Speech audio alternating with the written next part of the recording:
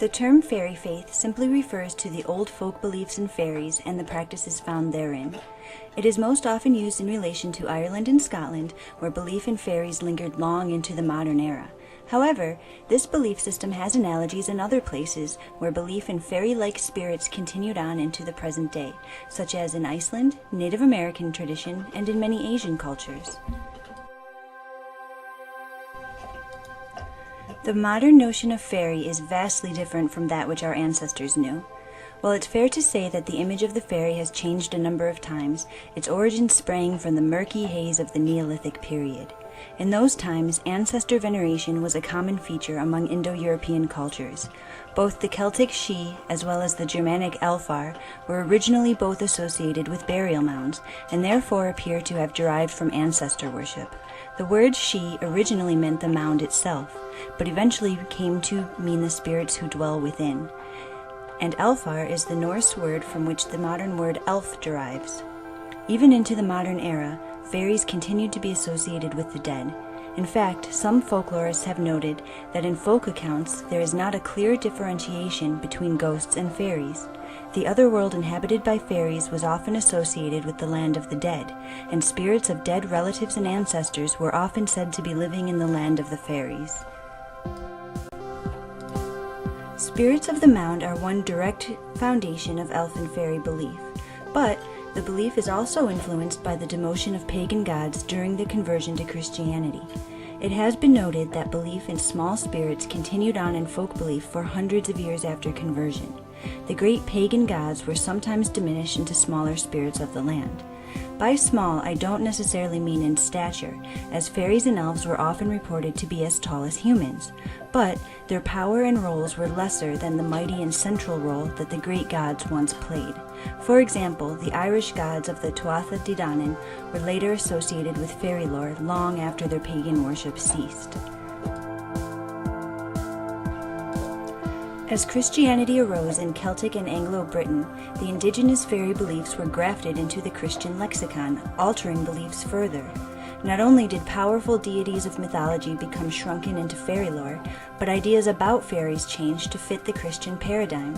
Instead of being spirits connected to earth-centered spirituality, it began to be said that fairies were the fallen angels. Another story is that they were angels who had refused to take a side during Lucifer's revolt, so that they were damned to exist between heaven and hell for eternity. Because the Judeo-Christian pantheon has only the God Trinity, Satan, angels, and demons, these extra-biblical indigenous spirits had to be made to fit a biblical context. Thus, they were relegated as demons by church leaders. The image of the sweet little pixie with butterfly wings comes strictly from the Victorian era. In folklore, fairies have many different descriptions that range from helpful to harmful and could take the form of humans, animals, or some other unique figure. The modern view depicts fairies in their role as charming elemental spirits. While these supernatural beings were long associated with nature, in the past this was often in a frightful way. One example is the Slavic woodland guardian called the Leshy. Forest spirits like the Leshy were known to be wily. They might lead the careless wanderer off their path and then disappear, leaving only their echoing laughter as the traveler finds himself lost in the wilderness. Other nature spirits could be just as dangerous. Water spirits, like the mermaid, might seduce a young fisherman, only to pull him to his death beneath the waves. These beliefs mingled with Christianity, so that while the common folk viewed themselves strictly as Christian, their worldview accommodated a mixture of both traditions. The mixture of old belief with new religion is called popular religion, and it refers to the practices of the common folk when it differs greatly from the official religion preached at the pulpit. This phenomenon is found all over the world when a new religion replaced old animistic beliefs, even in Buddhist and Islamic societies. One practice that is found all across Europe is the act of making offerings to fairies. Rather than slaughtering an animal for blood sacrifice, offerings given to the fae are typically in the form of food and drink, with grains, dairy, and salt featuring prominently.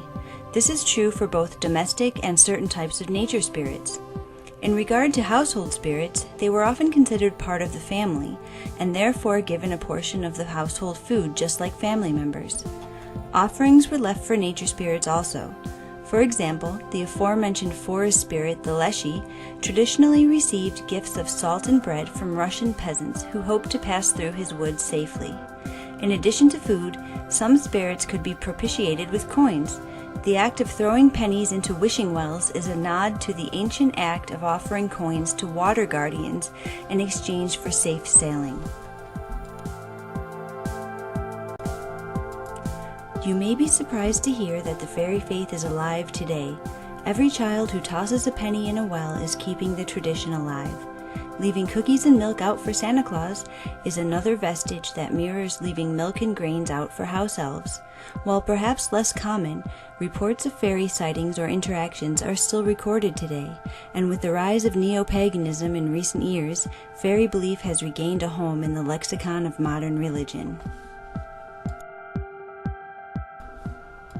My name is Carolyn Emerick, and I write on European historical folk belief. Please visit my website to read more.